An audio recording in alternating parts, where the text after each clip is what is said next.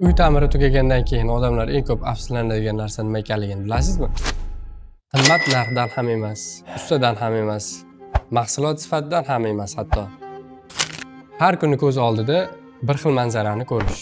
Ya'ni interyer qismida qo'llanilgan odatiy, doimiy bir xil ko'rinishga ega bo'lgan devorlar. Interyer bu shunchaki bir marta ko'rib o'tkazib yuboriladigan narsa emas. Biz uni ichida yashaymiz.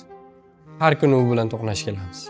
Shuning uchun devorga qoplama tanlanayotganda faqatgina uning rangiga e'tibor qilish kerak emas, balki uni yorug'lik bilan qanday ishlashiga ham e'tibor qaratish kerak. Attachentoni qiziq tomoni shundaki, bu yorug'lik fazalarining o'zgarishiga qarab o'zidan takrorlanmas effekt, takrorlanmas taassurotni sizga ko'rsatib beradi. Shu kabi o'ziga xos xususiyati tufayli u hech qachon bir xil ko'rinmaydi va u sizni zeriktirib qo'ymaydi. Yana bir muhim jihati shundaki, kundalik foydalanish uchun juda qulay. Kerak bo'lsa nam mato yoki odatdagi yuvish vositalari bilan uni bemalol tozalash, yuvish mumkin. Remont qilayotganda faqat bugungi kundagi natijani emas, balki yillar o'tgandan keyingi taassurotni, natijani hisobga olish darkor. Siz uchun interyerda nima ko'proq muhim? Ko'rinish, chidamlilik yoki sizni zeriktirmaslik?